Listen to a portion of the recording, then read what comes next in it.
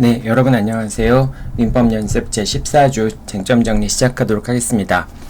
벌써 한 학기가 다 끝났네요. 이번 주에는 여러분들하고 가등기 담보에 관한 내용들 살펴보도록 하겠습니다. 가등기 담보에 관한 내용 살펴보기 전에 지난주에 했던 저당권 중에서 한 가지만 더 추가적인 설명을 하고 가등기 담보에 관한 내용 설명하도록 하겠습니다. 저당권 같은 경우는 당연히 일반 채권자보다 우선 변제권을 갖고 우선 변제를 받을 수가 있겠죠. 자, 그런데 이제 경우에 따라서는 목적물에 대해서 이제 압류나 가압류가 걸린 다음에 그 다음에 이제 저당권이 설정되는 경우도 있습니다. 이제 그런 경우에 어떻게 채권자들이 배당을 받아가는지 그런 부분들에 대한 내용 살펴보도록 하겠습니다. 요거는 여러분들이 알고 있어야 될 것 같아서 문제 하나 집어넣거든요. 그래서 그 차원에서 설명을 하는 거라고 생각하면 되겠습니다. 만약에 이제 일반 채권자가 가압류한 상태에서 저당권이 설정이 되었고요. 그 다음에 그 저당권이 설정된 다음에 다시 또 일반 채권자가 채권을 취득한 경우, 이제 우선 변제권이 있는 이제 그 배당 집행 권한이 있는 그런 경우가 있을 수 있겠죠. 권한이 있는 경우가 있을 수 있습니다. 자, 가압류한 경우에는 집행 권한이 아직 없더라도 가압류한 채권자는 일단은 배당을 청구할 수가 있겠죠.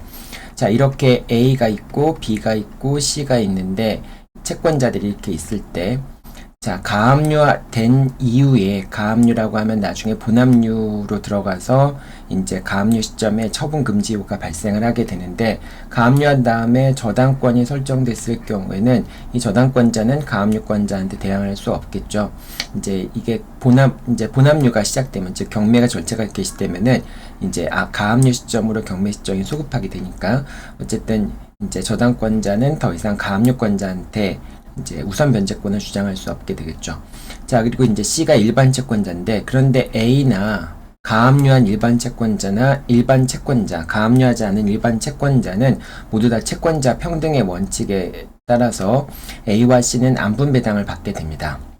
자, 그 다음에 A와 B도 이제 저당권자로서 우선 변제를 주장할 수 없기 때문에 A와 B도 안분배당 관계에 있다라고 얘기할 수 있겠죠. 자, 그런데 이 C 채권자 같은 경우에는, 일반 채권자 같은 경우에는 B한테 우선 변제, 이제 그 안분배당을 주장할 수 없겠죠. 왜냐하면 B와 C의 관계에서는 B는 저당권자이기 때문에 우선 변제권이 있고, C는 일반 채권자이기 때문에 B 다음으로 이제 배당을 받게 되잖아요. 자, 그러니까 A와 C는 안분배당, 그 다음에 A와 B도 안분배당을 받아야 되는데, B와 C는 B가 우선 배당을 받게 되는 그런 관계가 됩니다. 자, 이런 경우에는 일단은 A와 B와 C 모두 다 평등하다고 보고 안분배당을 실시한 다음에, 예를 들면 각자 1억 안분배당을 했더니 1억 이렇게 이제 배당을 받았을 경우 이렇게 이제 먼저 배당이 되고, 그 다음에 B와 C가 받아야 될 배당액을 2억으로 합산을 한 다음에 이 중에서 먼저 B가 우선 변제를 받아가고 남은 것이 있으면 C가 받아가는 식으로 배당이 이루어지게 된다라고 하는 점입니다. 여러분들 요 문제, 그러니까 시험 문제 나오긴 했지만은 요 내용들을 알면은 이제 그 문제를 풀 수 있겠지만, 이제 요 사안에서는 가압류된 부동산에 저당권이 설정된 경우, 이제 그런 경우 어떻게 배당이 이루어지는지 그런 부분에 대해서 여러분들 살펴보기 바랍니다. 이 C가 배당 요구를 할 때 이제 가압류, 그러니까 C도 이제 목적물의 가압류라는 경우도 있을 수 있고요. 아니면 그냥 순전히 그냥 일반 채권자로서 집행 권한을 갖고 배당 요구를 하는 경우도 있을 수 있고요. 이제 그거는 차이는 없습니다. 그러니까 가압류, 저당권, 가압류가 설정된 거나 가압류, 저당권이 설정되고 C가 집행 권한을 갖춰서 배당 요구를 한 경우나 차이가 없이 지금 이렇게 배당이 이루어진다라고 생각하면 되겠습니다. 자, 그 다음에 이제 가등기 담보에 대한 내용들을 보기로 하죠. 자, 가등기 담보법이 적용되기 위해서는 그 소비대차 계약이 체결돼야 되고요. 그 소비대차 계약의 기초에서 대물변제가 이루어지는데, 그 대물변제가 607조에 반해서 608조에 따라서 무효가 돼야 되는 경우에만 가등기 담보법이 적용이 됩니다. 이제 607조, 608조가 적용되기 위해서는 채무 원리금이 대물 변제의 목적물의 가액을 초과하는 경우, 즉 목적물의 가치가 채무액보다 더 큰 경우에 대물변제 예약은 무효가 된다라고 하는 겁니다.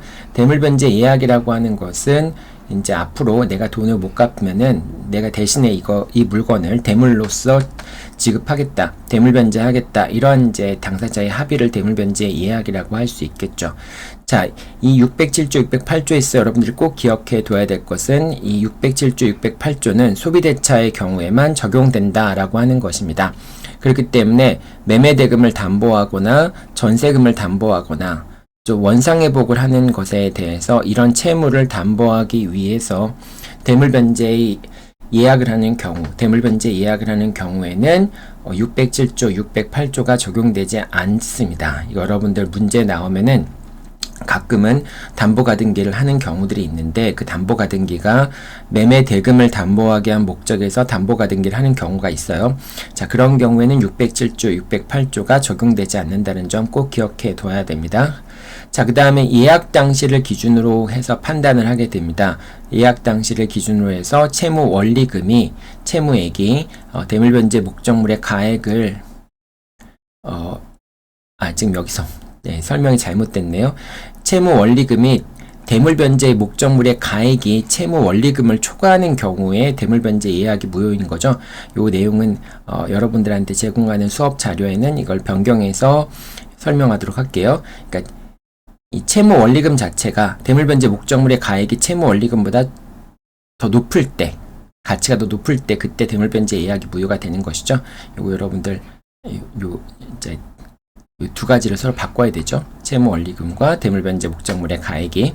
자, 이거를 판단하는 시점이 언제냐라고 하면 담보권이 설정되어 있으며 피담보 채권액을 목적물의 이제 예약 당시를 기준으로 하는데 이걸 판단할 때는 만약에 목적물의 담보권이 설정되어 있는 경우라고 한다면은 피담보 채권액을 목적물의 가액에서 공제한 다음에 그 다음에 이제 채무 원리금이 목적물의 가액이 채무 원리금을 초과하는지 여부를 판단하게 된다라고 하는 겁니다.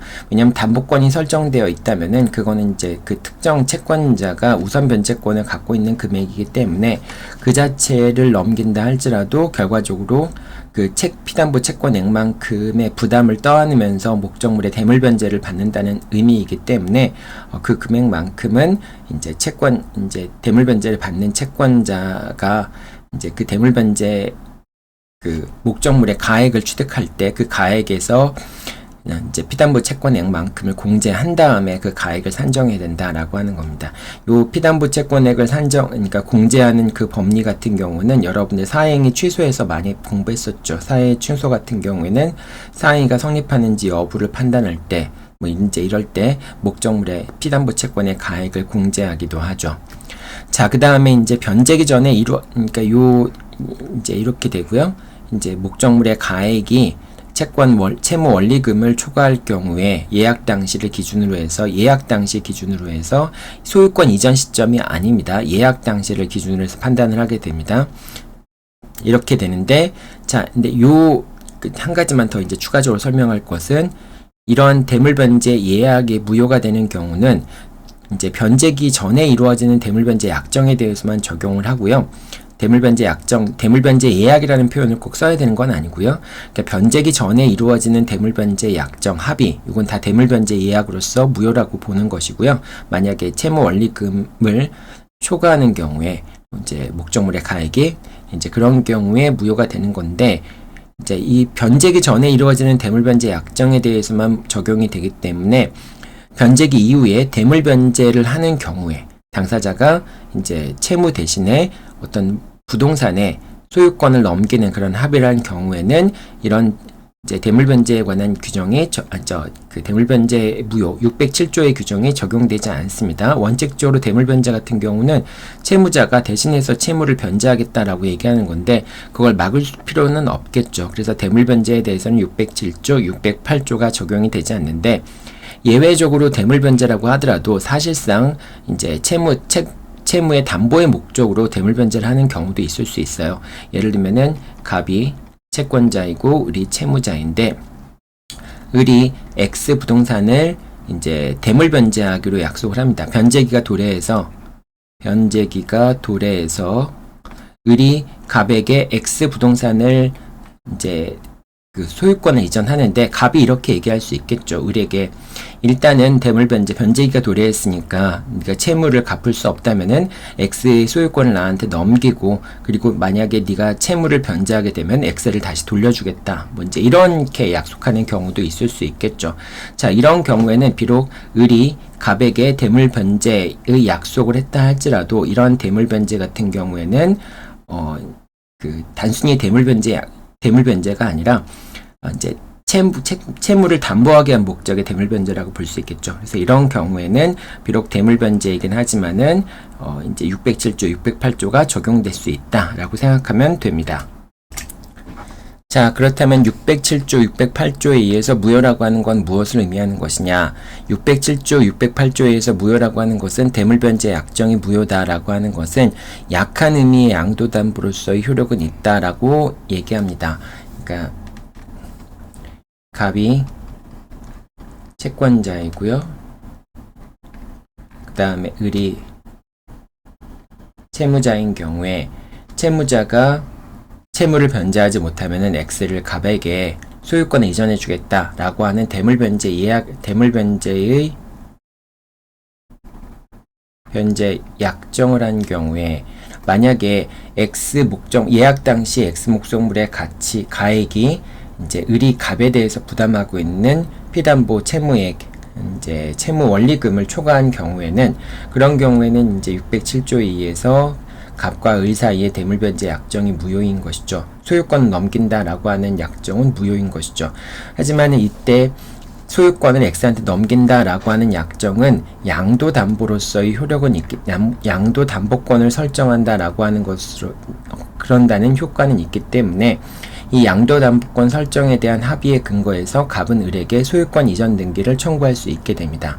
이제 607조, 608조의 그 법리를 설명을 하는 겁니다. 607조, 608조에 의해서 대물변제의 약정이 무효가 되는 경우에는 이것은 양도담보로서의 효력은 있기 때문에 갑은 을에게 양도담보 약정의 근거에서 소유권 이전 등기를 청구할 수 있게 됩니다. 자, 그런데 만약에 갑이 X에 대한 소유권 이전 등기를 하기 위해서 X에 대해서 가등기를 했다라고 하는 경우에는 그런 경우에는 가등기 담보법이 적용이 됩니다. 607조, 608조가 적용이 되는 걸 전제로 해서 이제 그 가등기 담보법 여부가 그러니까 적용 여부가 결정이 되는데 607조, 608조가 적용이 된다 할지라도 아직 가등기를 하지 않았거나 또는 소유권 이전 등기를 하지 않아서 양도담보나 가등기 담보가 아닌 경우에는 단순히 607조, 608조만 적용이 되는데 그래서 이제 아까 얘기한 것처럼 대물변제 약정이 무효인 경우에는 약한 의미의 양도담보로서의 효력은 있다라고 얘기를 하는데 그런데 갑이 가등기를 해두면은 이때부터는 가등기 담보법이 적용이 됩니다. 자, 그렇기 때문에 가등기 담보법에 따른 청산 절차가 있어야 본등기를 청구하는 것이 가능합니다. 즉, 가등기가 되어 있지 않다면은 갑과 을의 대물변제 약정이 무효다라고 하는 것은 양도담보 약정으로서의 효력이 있기 때문에 갑이 을에게 소유권 이전 등기를 청구할 수 있게 되는데 갑이 X에 대해서 이제 가등기를 설정했다라고 하는 경우에는 그런 경우에는 가등기 담보법이 적용이 되기 때문에 갑은 을한테 소유권 이전 등기를 청구할 수는 없고 약간 의미의 양도담보 약정을 근거로 할 수도 없고 소유권 이전 등기 자체를 청구할 수 없고요. 가등기 담보법에 따른 청산 절차를 거쳐서 갑이 을에게 본등기를 청구할 수 있게 됩니다. 자, 그럼 이제 가등기 담보법에 따른 실행 절차를 한번 살펴보도록 하겠습니다.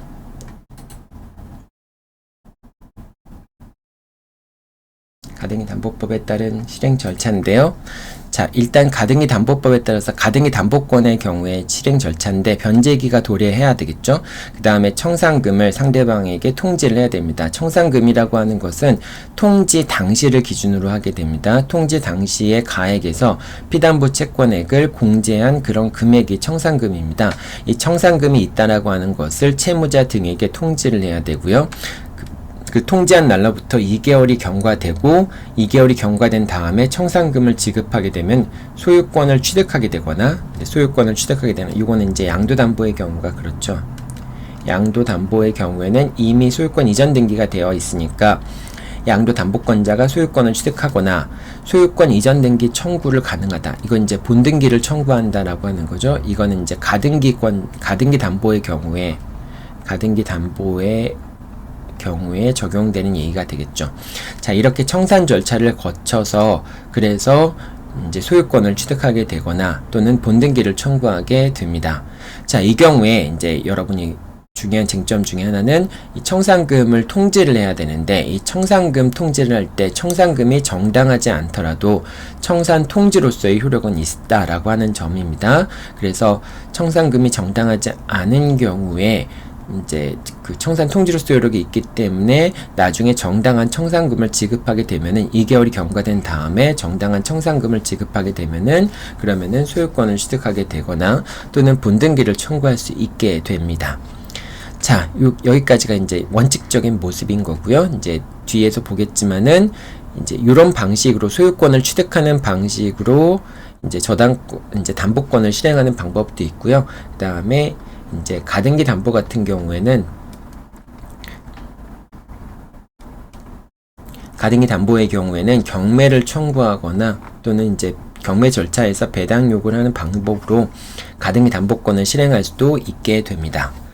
자, 그 다음에 이제 가등기 담보의 경우에 청산 절차가 없이 이제 본등기가 이루어진 경우, 청산 절차가 없이 본등기가 이루어진 경우에 그러한 본등기는 아까 위에서 얘기했지만은 청산 절차 없이 이루어진 본등기 같은 경우에는 무효입니다. 자, 그리고 이 경우에는 이제 그 대물변제 약정이 아까 607조, 608조에 따라서 무효인 경우에는 약한 의미의 양도담보로서 이 약정으로서의 효력이 있다라고 얘기했잖아요. 근데 이 경우에는 이제 가등기 담보가 된 경우에는 본등기가 이루어졌을 때 그것이 약한 의미의 양도담보로서의 효력이 있는 것도 아닙니다. 만약에 처음부터 대물변제 예약을 하면서 양도담보 이제 가등기가 없었을 경우에는 그런 경우에는 가등기 양도담보 약정에 근거해서 소유권 이전 등기를 청구하는 것이 유효하게 되겠죠. 자, 그런데 이런 경우에는 가등기가 되어 있는 경우에는 가등기 담보법이 적용이 되기 때문에 가등기 담보에서의 청산 절차를 거치지 않고 이루어진 그러한 본등기는 무효이며 약한 의미의 양도담보로서 이루어진 등기에도 해당하지 않는다라고 얘기하는 겁니다. 자, 그래서 이 경우에는 절대적으로 무효인 것이고요. 자, 그리고 청산기간 경과 전에 본등기가 이루어진 경우 무효라고 아까 얘기했지만은 실제로 청산금이 지급되고 통지 후에 2개월이 경과되었다면은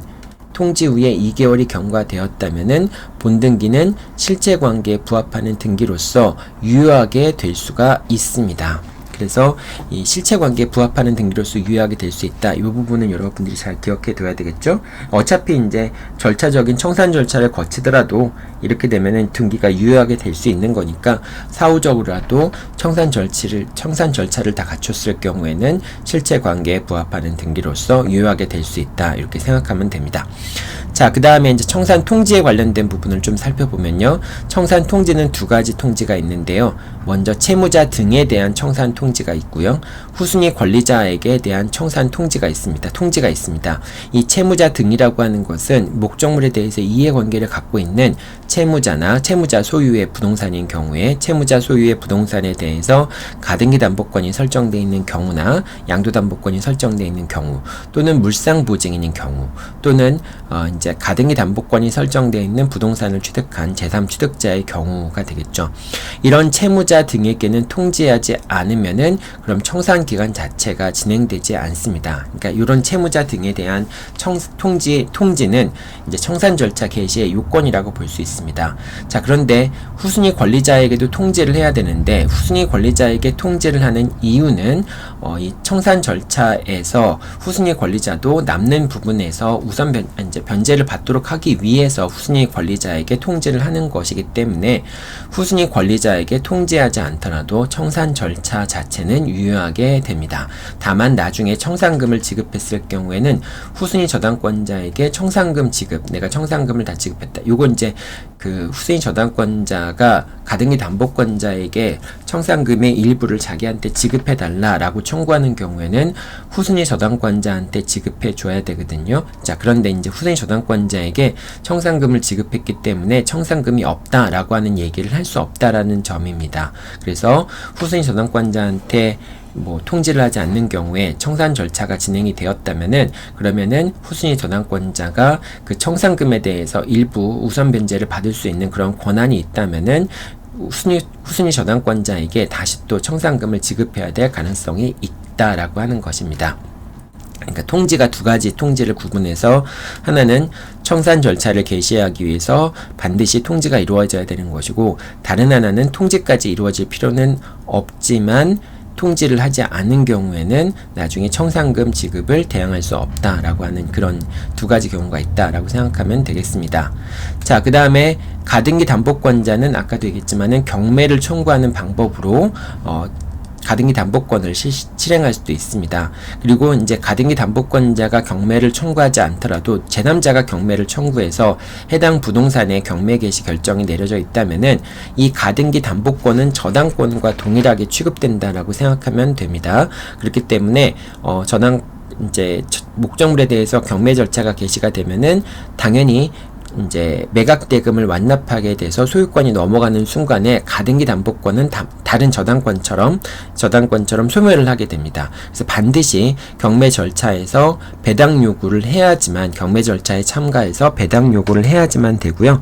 만약에 배당 요구를 하지 않는다면은 가등기 담보권자는 가등기 담보권을 상실하게 됩니다. 이제 여기서 매각대금을 완납하는 시점에 저당권이 소멸하듯이 매각대금을 완납하는 시점에 가등기 담보권은 소멸하게 된다라고 하는 점을 잘 기억해 둬야 되겠죠. 자, 그 다음에 유담보의 약정은 허용되지 않습니다. 유담보라고 하는 것은 담보권자가 소유권을 취득하거나 또는 법에 정한 절차 이외의 방법으로 목적물을 처분해서 환가해서 채무를 변제받는 약정을 유담보의 약정이라고 얘기하죠. 유담보, 유저당, 유질 뭐 이런 약정인데, 그 유담보의 약정이라는 것 자체가 이제 여러분 두 가지인 거죠. 소유권을 귀속시키거나, 채권자한테 소유권을 귀속시키거나,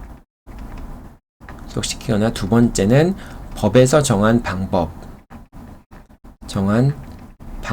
이외의 방법으로 처분하기로 하는 약정, 이것을 이제 유담보 약정이라고 얘기를 합니다. 이런 유담보 약정은 당연히 허용되지 않겠죠. 자, 그 다음에 이제 그 가등기 담보 같은 경우에 담보권자의 처분행위, 요거는 이제 어떤 경우에만 얘기가 되느냐, 이제 양도 담보의 경우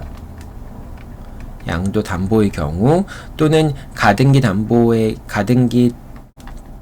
기초에서 본등기가 이루어졌지만은 이 본등기가 무효인 경우, 이제 이런 경우에는 아직 양도담보의 경우나 가등기의 기초에서 본등기가 이루어졌지만은 아직 본등기 청산 절차를 거치지 않았기 때문에 본등기가 무효인 경우, 이런 경우에는 채권자가 소유권을 취득하지 못하잖아요.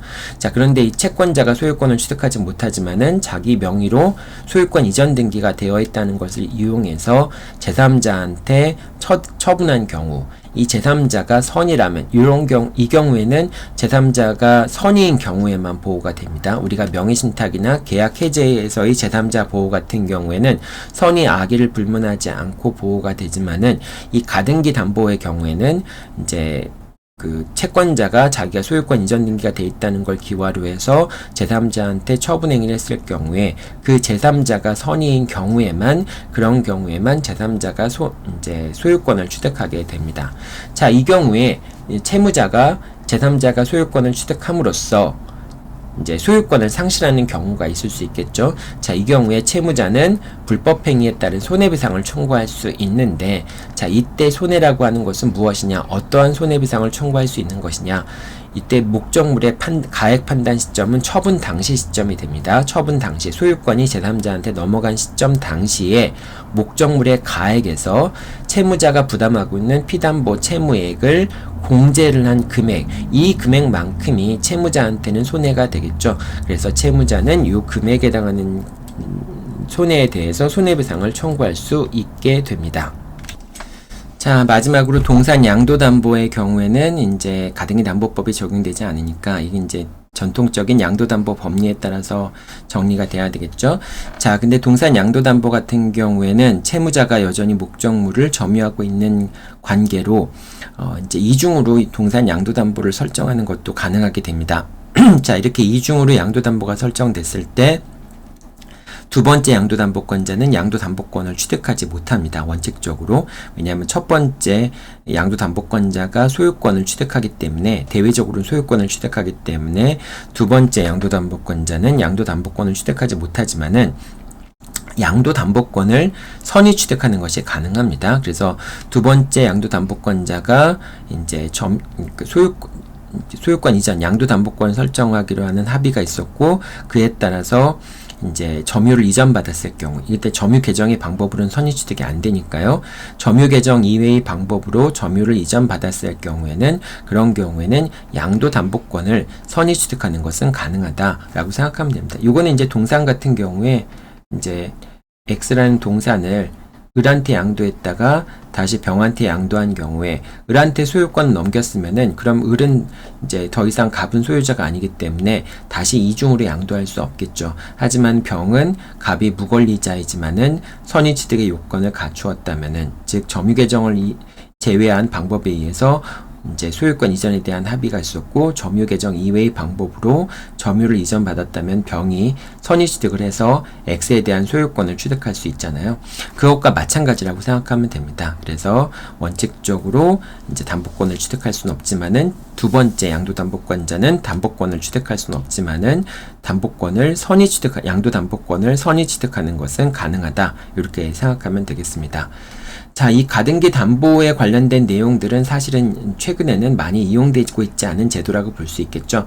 하지만 뭐 2004년, 2024년, 2025년에 가등기 담보에 관한 판결들이, 대법원 판결이 한두 개가 있었습니다. 중요한 판결이라고 보기는 어렵지만은 어쨌든 뭐 최근에 많이 없다가 최근에 이제 가등기 담보법 이후에 가등기 담보 제도가 많이 활용되고 있지 않다가 최근에 몇 개 대법원 판례가 나왔다는 것 정도만 여러분들이 기억하고 있으면 될 것 같습니다. 그래서 이 가등기 담보에 관련된 내용들도 이제 시험에 문제엔 많이 안 나오지만은 여러분이 정리를 해둬야 되고요. 선택형 문제에서는 가등기 담보에 관한 내용이 자주 출제가 되죠. 그러니까 사례형에서는 자주 안 나오더라도 선택형에서는 자주 나오니까 여러분도 이제 그 점도 유의해서 공부를 하면 좋을 것 같고요. 특히 이제 이 양도담보 같은 경우에 문제 중에 이제 매매대금 담보나 또는 뭐 다른 소비대차 이외의 원상회복이나 이런 걸 담보로 가등기 담보나 가등기 담보나 양도담보 약정이 이루어지는 경우들이 간혹 있습니다. 이제 그런 경우에 여러분들이 가등기 담보법이 적용되는 것이다 라고 착각할 수 있기 때문에 문제를 풀 때 그 점은 꼭 여러분들이 유의해서 문제를 풀어야 됩니다.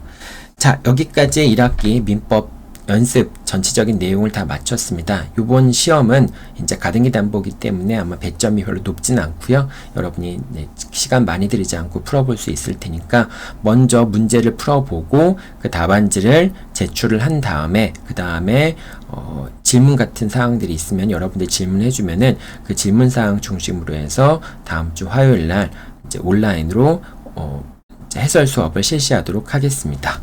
네, 여러분들 수고했습니다.